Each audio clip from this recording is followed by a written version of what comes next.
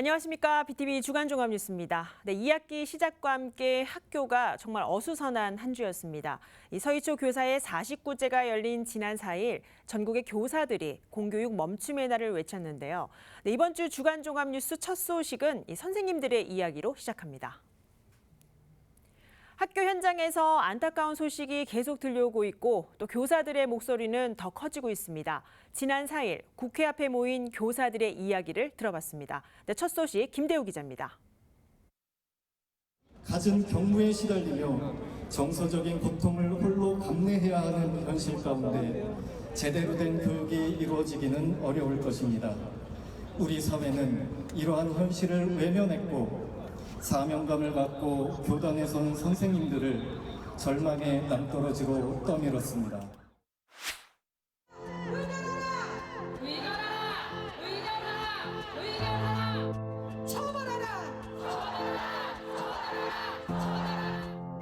학폭 광인교사다. 너 같은 선생하면 안 된다. 착한 척 가식 떨지 말아라. 친구에게 기분이 나쁘면 학교 폭력, 교사에게 기분이 나쁘면 아동학대가 되어버리는 것이 현실입니다.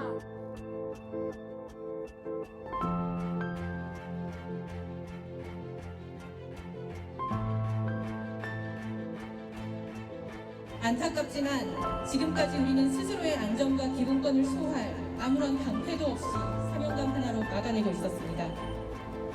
우리를 보호해줄 사람도 조직도 없거니와 그나마 있는 제도마저도 무용지물이었습니다. 도저히 참을 수 없을 때는 악소리를 내보기도 했지만 관리자는 일이 더 커지지 않도록 쉬쉬하며 전전긍긍했습니다. 심지어 사법기관의 판결문 앞에서도 교육청은 모르쇠로 일관했습니다. 수준의 위협을 느끼지 않고 안전하게 교육할 수 있었으면 좋겠습니다.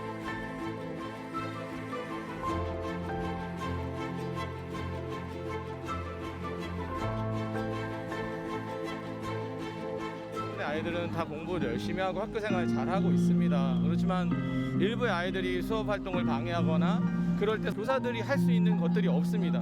거기에 더해서 학부모님들께서도 교권에 침해하는 여러 가지 활동을 했을 때 선생님들은 그냥 당하고 기다리고 그다음에 죄송하다고 할 수밖에 없는 상황이거든요. 그래서 저희들이 여기에 나온 이유는 아이들을 정말 잘 가르치고 싶습니다.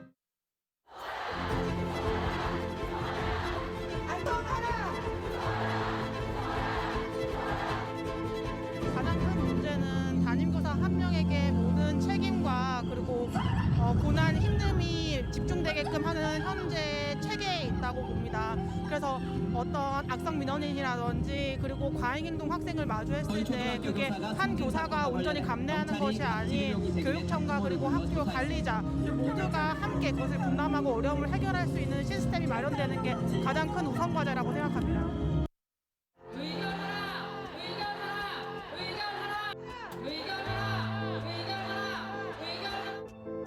박 선생님의 가르침대로 무너져 내린 우리 공교육 정상화 꼭 이루겠습니다.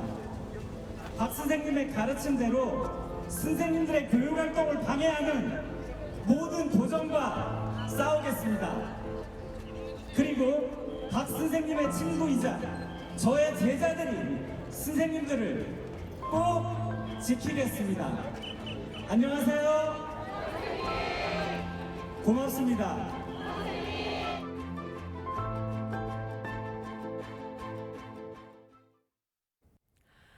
연달아 전해진 교사들의 참담한 소식에 예비교사는 물론 교육대학교 학생들은 허망함을 감추지 못하고 있습니다.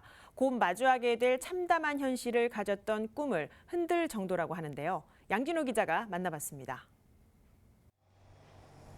좋은 스승이 되겠다는 꿈을 안고 열정을 쏟고 있는 예비 교사들. 연이어 교단에서 전해진 안타까운 소식은 그들에겐 더 큰 충격으로 다가왔습니다. 오랫동안 품어왔던 꿈이 흔들릴 정도다.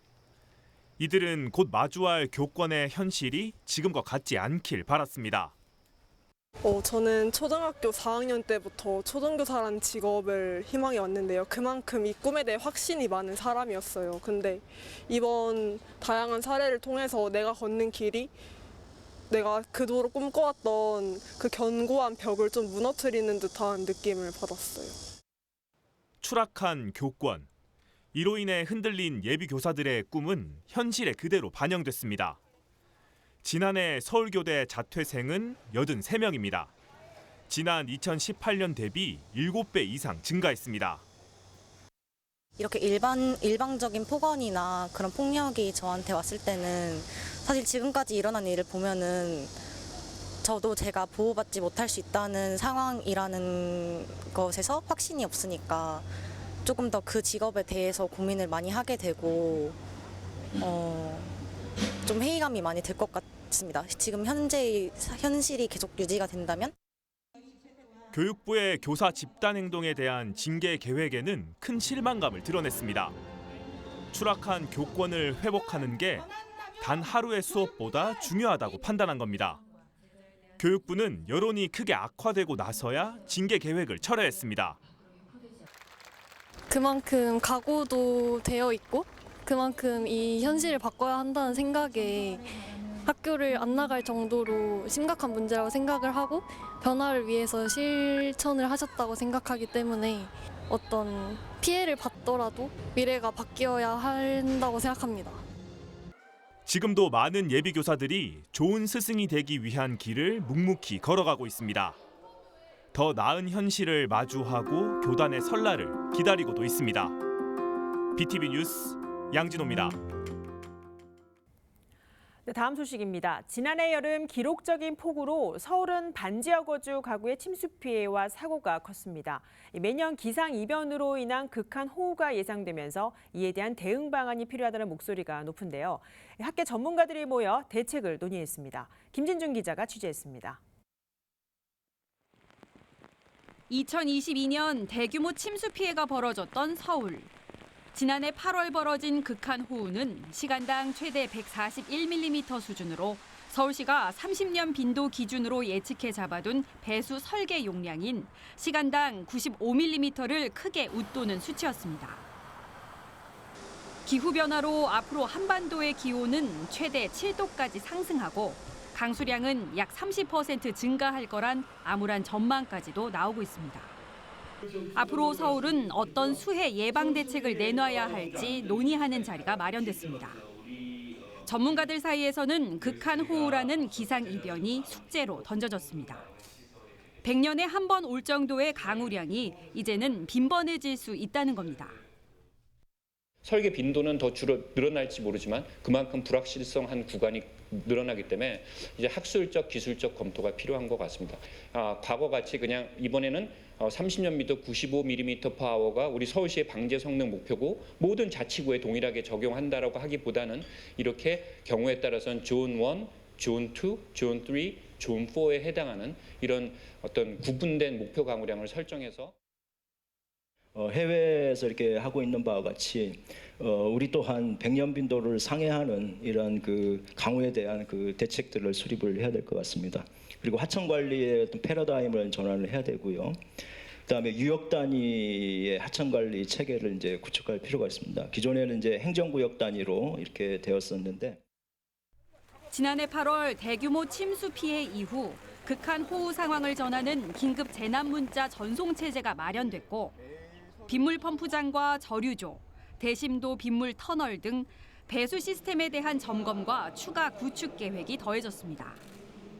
시간당 95mm인 서울시 방제 성능 목표도 최대 110mm로 상향 조정됐습니다. 하지만 전문가들은 서울시의 수방 대책이 보수적이라는 지적을 내놨습니다. 사후 대책 마련이 아닌 한 발 앞선 사전 대비가 필요하다는 겁니다. 우리가 많은 법과 제도가 사후 수습 중심으로 돼 있어요.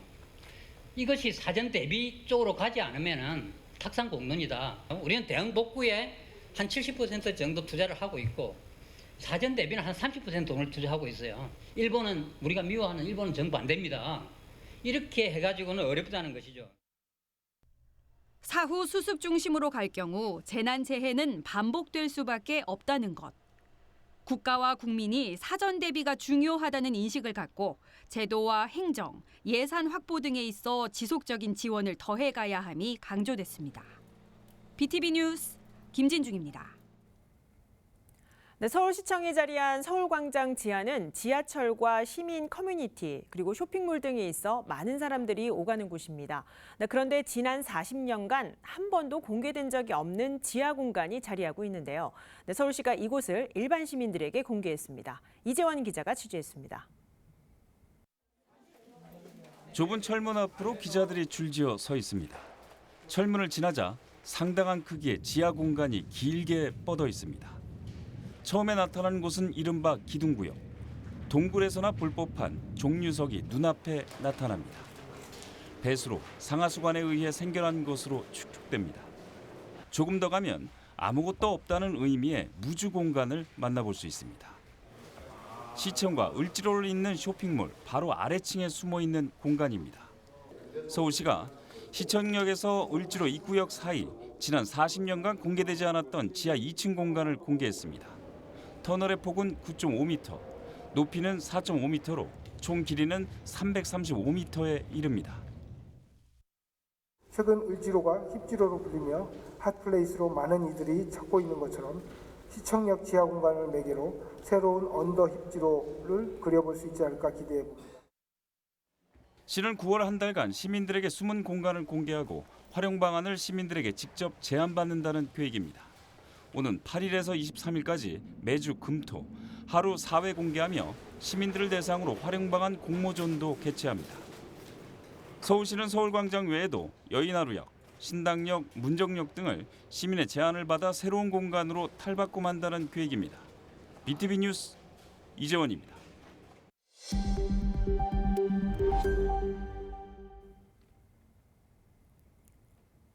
네, 묻지마 칼부리 사건 이후 서울에서는 자치구마다 주민 안전에 대응을 하고 있습니다. 네, 일부 지역에서는 주민들이 직접 동네 순찰에 나서고 있는데요. 종로구 해화동 현장에 직접 다녀왔습니다.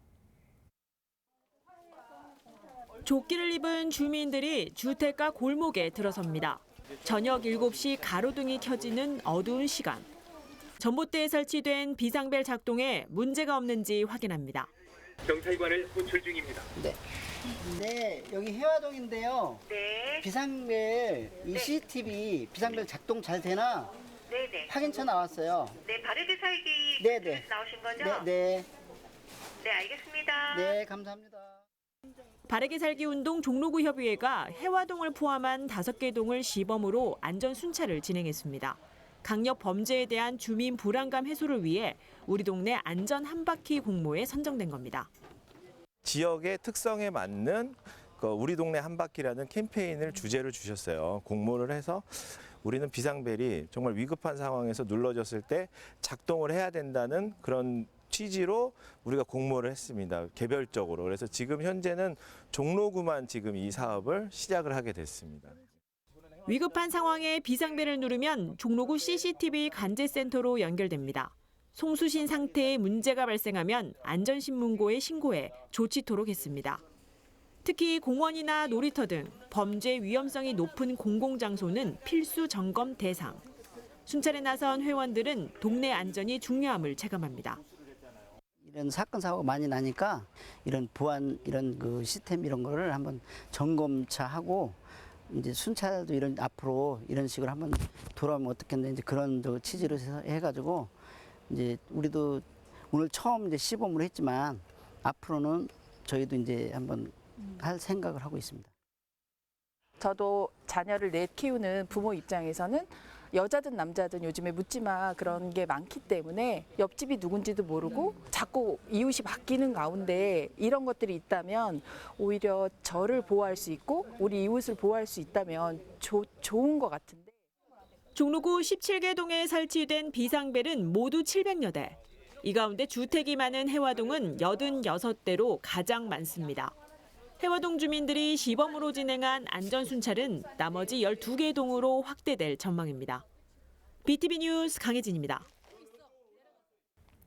네, 이번엔 지역의 전통시장 한 곳을 소개해드리려고 합니다. 노원구에 있는 상계중앙시장인데요. 젊은 사장님들이 발벗고 나서 재도약을 꿈꾸고 있습니다. 서주환 기자입니다.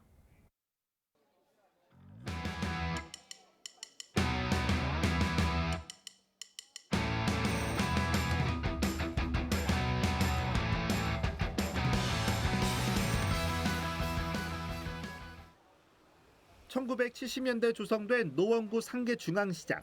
오랜 시간 주민들과 함께해온 삶의 현장입니다. 하지만 대형마트가 생기고 상인들이 점점 고령화되면서 여느 시장들처럼 한동안 활기를 잃기도 했습니다. 그런데 최근 시장에는 변화의 바람이 불고 있습니다. 어떻게든 많은 사람들을 불러들이기 위해 여러 가지 시도들이 진행 중입니다. 먼저 지역의 협동조합과 힘을 합쳐 수제 맥주 축제를 열었습니다. 안주는 상인들이 만든 음식을 팔았고 손님들이 편하게 즐길 수 있도록 통로에는 상을 폈습니다. 모처럼 시장이 사람들로 북적였습니다. 이외에도 상윤에는 초등학생과 학부모들을 대상으로 장보기 체험 행사를 열었습니다. 지역의 대학 총학생회들과는 업무 협약을 맺고 톡톡 튀는 아이디어를 구하고 있습니다. 그 결과 시장에 눈길을 주지 않던 주체들이 조금씩 발걸음을 시장으로 옮기고 있습니다. 좋았죠. 여기 애들이 별로 없거든요.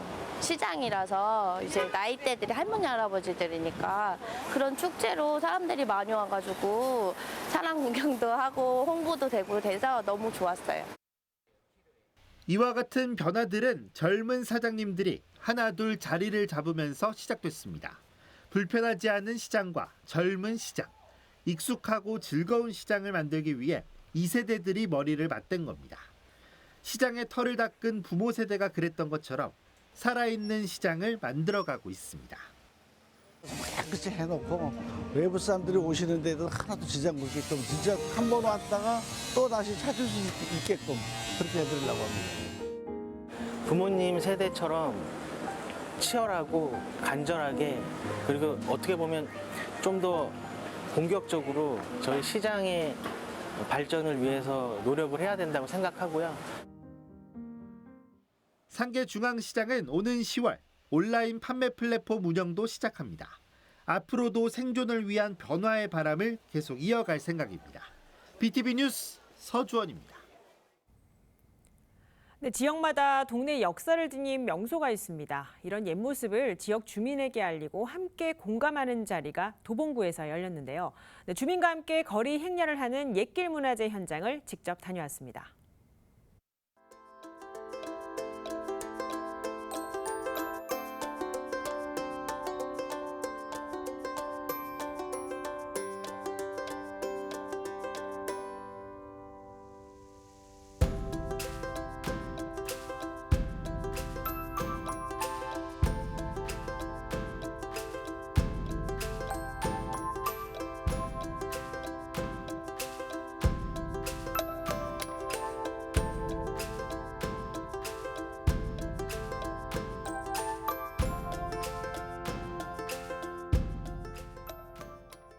풍물패와 함께 주민들의 거리 행렬이 이어집니다. 익살스러운 분장에 복고풍 스타일까지 옛 동네 모습을 연상케 합니다. 도봉옛길문화제 1973 행사에 지역 주민 150여 명이 참석했습니다. 옛길에 대한 역사적 가치를 주민이 직접 공감하고 즐길 수 있도록 구상한 겁니다. 제가 올해 처음으로 이렇게 참여를 해가지고 걸어와 봤는데요. 감회가 새롭죠. 솔직히 이런 게 이 각박한 세상에 이러한 행사를 한다는 그 자체도 좀 뭔가 시민으로서 흐뭇한 것 같아요. 기획 전시 공간도 마련됐습니다. 도봉구의 근현대사부터 산업화 시기까지 주민들의 옛 생활 모습과 당시 산업단지 공장 등 지역의 역사적 흐름을 배우게 합니다. 이처럼 올해 세 번째 열린 도봉옛길 문화제는 도봉구가 탄생한 1973년을 배경으로 기획됐습니다. 이를 위해 7080 도봉 생활사를 엿볼 수 있는 다양한 즐길거리와 공연도 이어졌습니다. 도봉 옛길을 걸었던 70년대의 그 생활상을 이번에 그대로 재현을 하면서 도봉구가 태어난 그 해를 기념하는 이 도봉 옛길 문화제를 이번에 기획하게 됐습니다. 도봉 지역에 특화된 문화 콘텐츠로 꼽히는 도봉 옛길 문화제. 주민의 삶이 담긴 공간에서 함께 역사를 배우는 문화 플랫폼이 되고 있습니다. BTV 뉴스 강혜진입니다. 2030 부산 세계박람회 유치를 기원하기 위해 아프리카와 문화예술교류 협력 기반을 다지는 전시회가 상명대학교에서 열리고 있습니다. 회화와 조각 등 아프리카의 정통 문화를 엿볼 수 있는데요. 직접 다녀왔습니다.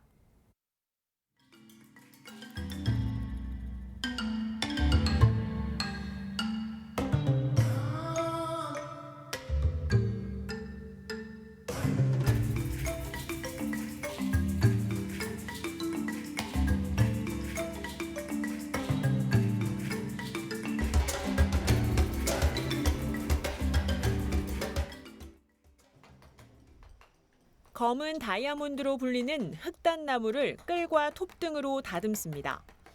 오직 수작업으로만 작업이 가능한 아프리카 마콘데 조각입니다. 전통적인 모계 사회를 중심으로 한 가족상은 아프리카 작가들의 진솔함을 엿보게 합니다. 남성과 여성의 역할을 상징적으로 표현한 비나다무. 다양한 돌을 소재로 현대 조각의 한 흐름을 형성하고 있는 제3세계 미술인 쇼나 조각까지 현대 조각의 역사를 지닌 아프리카 현대미술전에 관람객은 감탄합니다. I came because I'm interested in Shona sculptures, African sculptures. I also came because I'm opening a gallery myself, so I came to get some inspiration from the different pieces that are here. 작가가 어릴 적 경험한 소재와 현재 시골 생활에서 영감을 찾아 표현했습니다.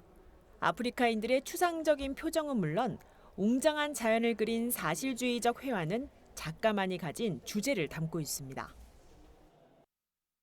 So my art tells a story about Africa, socially, economically, and politically. So it's more of advocating for peace and unity in Africa, and also being here, it's more of a culture exchange to see what's happening in Asia and South Korea, and telling my story in Africa as well. 쇼나 조각과 회화 등 아프리카 작품 100여 점이 상명대학교에서 전시되고 있습니다. 2030 부산 세계박람회 유치를 위해 상명대 총동문회와 동우장학재단이 기획했습니다. 아프리카 현대 조각과 회화 등 그들의 뛰어난 문화예술 직관을 통해 글로벌 문화교류의 시작을 알리고자 마련한 특별 전시회입니다.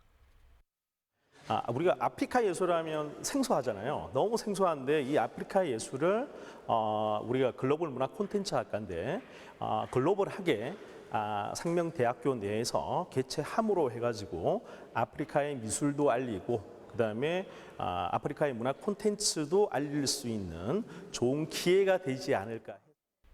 다양한 원색 동물과 인물의 회화, 움직이는 감성을 밑그림 없이 숨쉬는 돌에 그대로 표현한 조각 등 가난을 극복하며 문화예술을 창조한 작가의 작품들은 현장에서 판매되고 있습니다. 특히 전시의 수익금은 아프리카 유학생과 상명대 장학금 기부금으로 지원돼 문화교류의 선한 영향력으로 이어지고 있습니다. BTV 뉴스 강혜진입니다.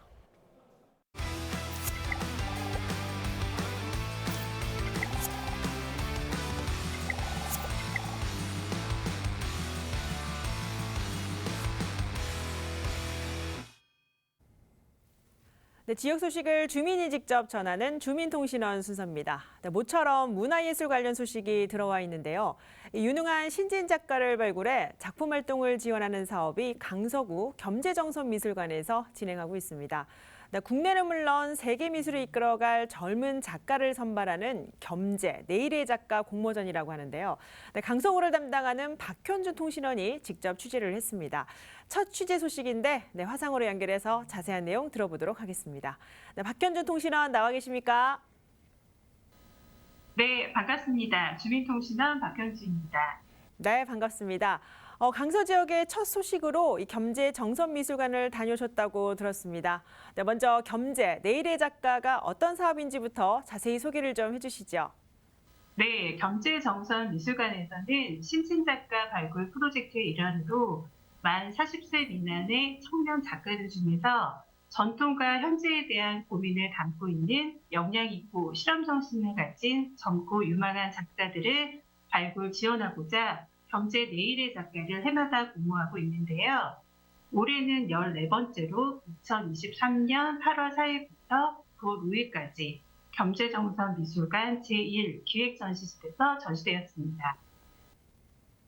네, 지난 5일까지 겸재정선미술관에 이 신진 작가 작품이 전시됐는데 이 선정된 작가들의 작품 내용과 함께 이 전시 작품을 따로 볼 수 있는 방법은 없는지도 궁금합니다. 네, 온라인으로 볼 수 있도록 준비 중에 있습니다. 이번에는 총 8명의 작가가 선정이 됐는데요. 한국화 부분의 대상 전효경, 전혜진, 김민지, 이정은, 서영화 부분 최우수상의 신재현, 박준식, 배지인, 성필아 작가가 선정이 됐습니다.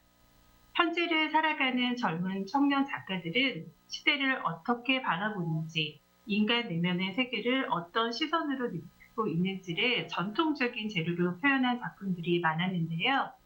달리는 버스 창가에 마주치는 풍경, 그리고 삶과 죽음이 공존하는 납골당, 전통적인 재료인 한지와 공채를 이용한 작품, 작가 자신을 닮았다고 생각하는 뱀, 사슴 등으로 표현한 작품들로 앞으로의 가능성이 기대되는 작가들의 작품을 만날 수 있었습니다. 전시 기간 중에는 관람객의 이해를 돕기 위해 작가가 직접 작품을 설명하는 시간이 있어서 작품을 이해하는 데 큰 도움이 되었습니다. 네, 정말 다양한 작품들이 공개가 됐는데 직접 취재하신 이번 전시가 특별한 이유가 있다고 들었습니다. 네, 이번 전시회에는 강서구 주민인 이정윤 작가가 선정이 돼서 직접 작품 해설을 맡았는데요. 이정윤 내일의 작가가 전하는 작품 감상의 팁을 들어보겠습니다. 우리가 어떤 사람과 처음 만나서 친해지려면 서로 밥도 먹고 술도 마시고 대화를 오래 하면서 천천히 알아가잖아요. 작가가 어떤 재료로 어떻게 했는지, 무엇을 왜 그렸는지에 대해서 관심을 가지시고 자꾸자꾸 대화를 해보셔야 알 수 있고요. 재미를 줄 수 있는 작품들이 있다면 그런 것들과 대화를 천천히 차분하게 오래 이렇게 시도를 해보시는 게 가장 좋은 작품의 팁이라고 생각합니다. 네, 전통과 현대를 아우르는 이번 전시 작품을 관람한 시민들의 반응은 좀 어떻습니까? 네, 대부분 전통적인 재료인 한지의 먹을 사용한 작품들이 많았는데요. 다양한 표현력이나 작가마다 다른 이야기를 담고 있는 것에 대해 많이 흥미로워했습니다.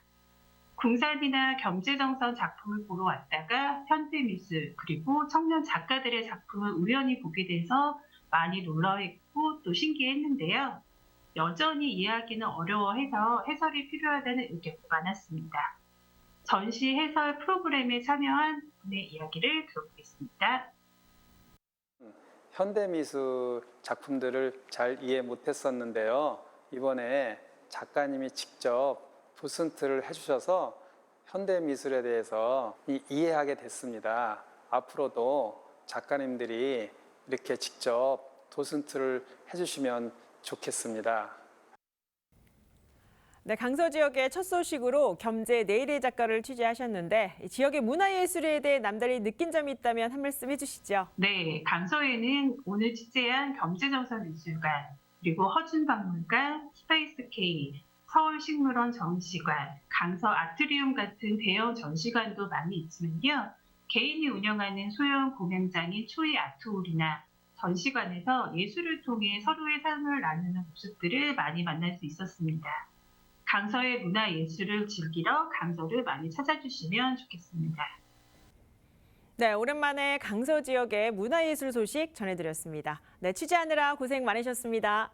네, 감사합니다.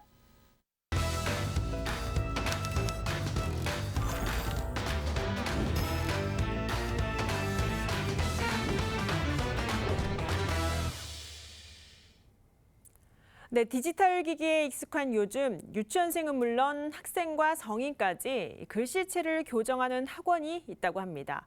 필기도구를 쥐고 직접 글을 쓰는 시간이 줄어들고 있는데요. 이 손편지 쓰기를 주도하는 교육 현장을 양현철 학부모가 소개합니다. 요즘 손편지 얼마나 쓰시나요? 스마트한 시대에 학교가 아닌 지역 사회가 선도하는 손편지 현장을 소개합니다. 컴퓨터와 휴대폰 등 디지털 기기에 익숙한 학생들. 학교에 디지털 칠판까지 교실에 들어와 수업도 전산 시스템으로 전환됐습니다. 교사도 학생도 이제는 스마트 기기 학습에 익숙해지고 있습니다. 때문에 학생들이 필기 도구를 손에 쥐고 글을 쓰는 시간은 점점 줄고 있습니다. 대신에 1년에 한 번 어버이날 또는 스승의 날 등 특별한 기념일에 손편지를 쓰지만 학생들은 이마저도 어색합니다. 그런데 손편지 교육을 지역사회가 이끌고 있습니다. 학생들은 물론 누구나 자신의 감성을 표현할 수 있는 손편지 쓰기를 통해 자신의 마음을 편지 쓰기 표현으로 병행하는 겁니다. 이를 위해 지역사회가 매달 마지막 주 수요일을 손편지 쓰기 날로 지정하고 누구나 참여할 수 있는 편지 쓰기 대회도 마련했습니다. 일단 편지를 쓰게 되면은 편지 속에는 감성이 있습니다. 그리고 편지 속에는 나의 마음을 담을 수 있는 따뜻함이 간직되고 있습니다. 그래서 편지는 사람의 정서를 맑게 하고 또 정신을 따뜻하게 하는 그런 계기가 될 수 있습니다. 그래서 편지 쓰기는 적극 권장하는 상황입니다. 예. 손편지는 글쓰기 교육의 기본으로 뽑힙니다. 자신만 생각하고 쓸 수 있는 유일한 손편지. 모처럼 편지 쓰기 시간이 학생들의 잠재적 의식을 깨우는 교육이 되고 있습니다. 상대방에게 자신의 마음을 전할 수 있다는 점에서 좀 좋았던 것 같아요. 평소에는 학교에서 이제 많이 못 쓰다 보니까 가족들이랑 와서 쓴 것도 너무 즐거웠고 학교에도 이런 게 좀 많았으면 좋겠어요. 저희 학교는 이제 좀 약간 자기에 대한 글이나 약간 자기 자아 성찰 같은 걸 좀 많이 하는 학교인데 그래가지고 이번에 쓴 게 그렇게 어렵지 않았고 다른 학교에서도 이런 걸 좀 많이 했으면 좋겠어요. 저는 저 자신한테 편지를 썼는데요. 되게 저 자신을 돌아볼 수 있는 것 같은 기회가 돼서 좋았고 학교에서도 다른 학교에서도 이런 프로그램을 많이 해줬으면 좋겠습니다. 학부모들도 오랜만에 손편지를 써봅니다. 학교나 도서관이 아닌 공간에서 자녀들과 함께 손편지를 쓰다 보니 손편지 교육의 필요성을 느낍니다. 아이들이 교육적인 지식적인 부분은 되게 굉장히 많이 배우는데 정서적인 감정이나 나를 표현하는 부분에서는 현저히 많이 부족해서 감정 표출에 대해서 표현하는 것 자체가 나쁘다, 어색하다 이런 인식이 좀 많이 있긴 해요, 아이들이. 아이들이 여러 방과후 수업도 있고 또 학교에서 여러 가지 특별 활동도 하고 있는데 그런 것도 좋지만 또 이렇게 상대에 대해서 1대1로 그 진짜 마음을 전하는 거잖아요. 그래서 교육적으로 정말 찬성합니다. 네. 메말라가는 현대사회에 손글씨는 진정성을 전하는 강점이 있습니다. 학교 국어시간, 방과후 수업, 창의체험 등 학생들에게 손편지는 보충 교재가 되어야 할 때입니다. 빠르게 흘러가는 시대에 아이들의 정서 함양을 위하여 편지 쓰기를 해보는 것은 어떨까요? 손편지는 자신의 마음을 표현할 수 있는 유일한 수단입니다. 학부모 수첩 양현철이었습니다.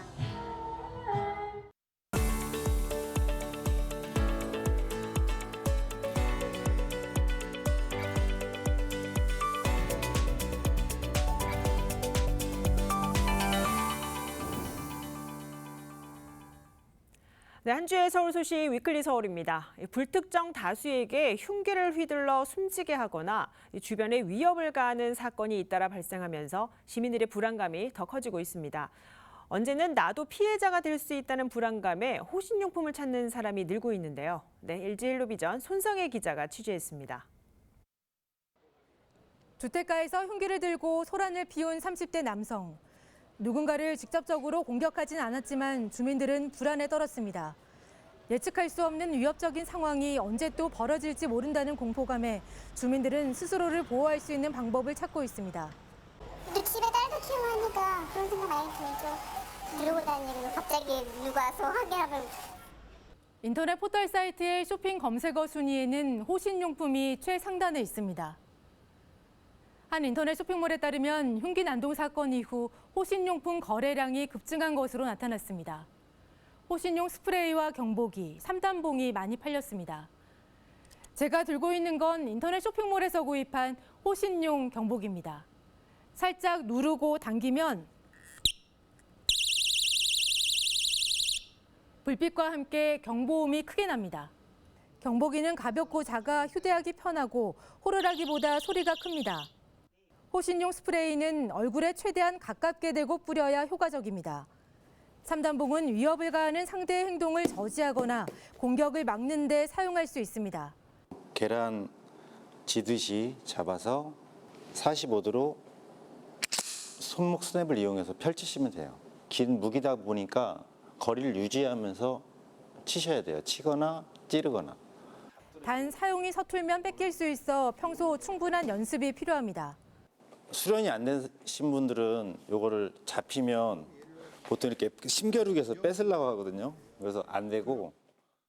전문가들은 호신용품이 범죄에 대한 불안감을 줄여주고 최소한의 자구책이 될 수 있다고 말합니다. 가장 좋은 방법은 상대를 자극하지 않고 거리를 벌려 빠르게 도망가고, 하지만 급한 경우에는 가지고 있는 우산이나 가방을 활용하여 흉기를 막을 수 있습니다.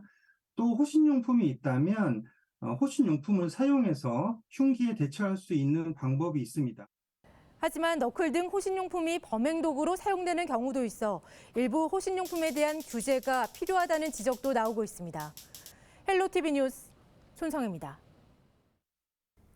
네, 9월은 서울 곳곳에서 가을 축제가 열립니다. 동대문 디자인 플라자에서는 디자인 아트 전시가 한창인데요. 신의 선물로 불리는 밤하늘의 꽃, 오로라를 감상할 수 있습니다. 네, 딜라이브 이상범 기자입니다. 영롱한 빛깔이 밤하늘을 수놓습니다. 붉은색과 초록색, 파란색이 한데 어우러져 바람결을 타고 춤을 춥니다. 신의 선물로 불리는 오로라가 서울 하늘에 펼쳐졌습니다. 비록 미디어 기술로 구현했지만 극지방에서 볼 수 있는 현상에 감탄이 절로 나옵니다. 도심에서 볼 수 있다는 건 정말 상상도 못했는데 DDP에 와서 보니까는 정말 행복해요. 사실 다들 힘들어하는데 이거 보면서 좀 희망 좀 가졌으면 좋겠어요. 유선형의 DDP 건물은 커다란 스크린으로 변신했습니다. 디지털 자연을 주제로 한 가상 정원이 미디어 파사드를 통해 220m에 달하는 외벽을 타고 흐릅니다. 생각했던 것보다 더 웅장한 것 같고 되게 작품성도 뛰어난 것 같아서 너무 좋았고요. 그리고 평소에 그냥 보던 DDP가 이렇게 새로운 모습으로 보여져서 너무 특별한 경험이었습니다. DDP 가을 축제 디자인 아트가 개막했습니다. 이번 축제에는 미구엘 수발리에 등 해외 유명 디자인들의 작품을 한 곳에서 볼 수 있습니다. 여기에 BTS가 그래미 어워드 무대에서 입었던 의상도 직접 관람할 수 있습니다. 모든 종류의 문화와 예술은 전 세계 문화발신국, 예술발신국 서울에서 그리고 이곳 DDP에서 출발한다. 이렇게 선언해도 되겠습니까? DDP 전면 미디어 파사드와 보레 알리스는 이달 10일까지 열립니다. 전시 관람은 무료입니다. 딜라이브 뉴스 이상보입니다.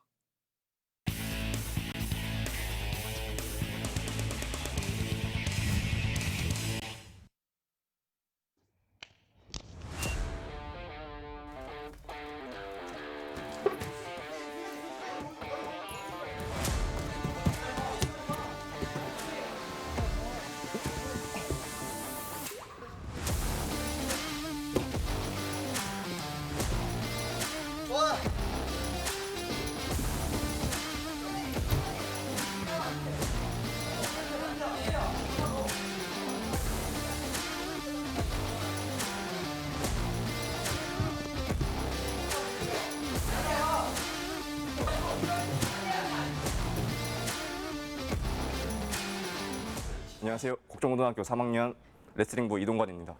제가 중학교 입학을 하고 그 1학년들 모아가지고 설명회 같은 거 하잖아요, 중학교. 그때 선생님께서 레슬링부가 있다고 학생들한테 다 소개시켜 주셨는데 그부터 시작하게 됐습니다. 중학교 1학년 때부터. 이번 연도에 금메달은 3개 땄는데 제가 시합 다닐 때마다 목표가 이제 연습 때 했던 기술을 깔끔하게 성공하자는 게 목표였는데 금메달을 따도 이제 기술이 그렇게 깔끔하게 성공하지 못해서 그 부분이 많이 아쉽습니다. 승패보다는 이제 지금 성장하고 있는 단계이기 때문에 연습 때 했던 기술 많이 써보는 걸로 목표로 하고 있습니다. 이제 지금 제가 번데기 단계라고 생각합니다. 번데기가 이제 나비가 되듯이 지금은 좀 번데기 단계 지금 열심히 노력하고 있습니다. 저한테는 운동할 때는 늘 엄하고 엄격하시지만 밖에서는 늘 잘 챙겨주시고 하나하나 사소한 것까지 잘 챙겨주시는 착한 선배인 것 같습니다.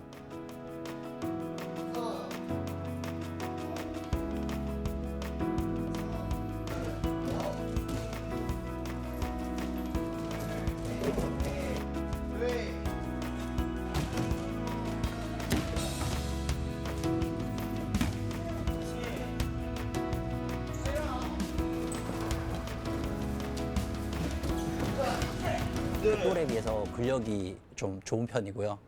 그리고 다른 친구들보다 늘 부족하다고 생각해요. 1등 하는데도 부족하다 생각하고 열심히 노력하는데 다른 것들보다 뭐 운동선수가 한테 나쁘다고 하면은 그런 것들 뭐 스마트폰을 한다든지 탄산음료수를 마신다든지 이런 것도 절대 안 하고 되게 모범적인 학생입니다.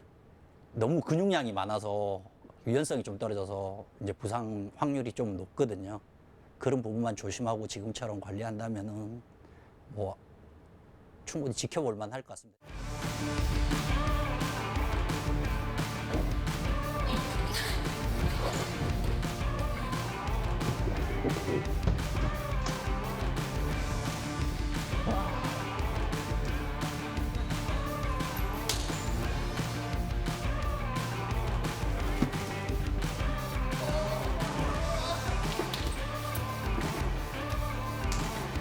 열심히 해서 국가대표가 돼서 이제 국제대회 나가서 좋은 모습 많이 보여드리도록 하겠습니다.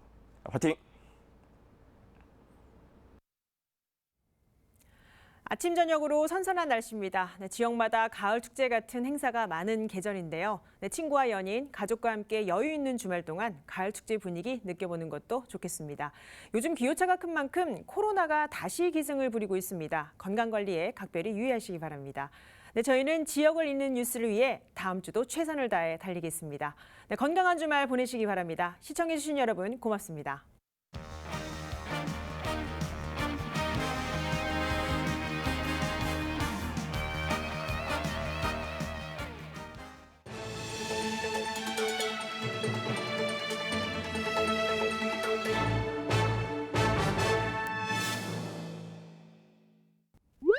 BTV 뉴스를 더 많이 보고 싶으시다면 여기 구독 버튼을 눌러주세요.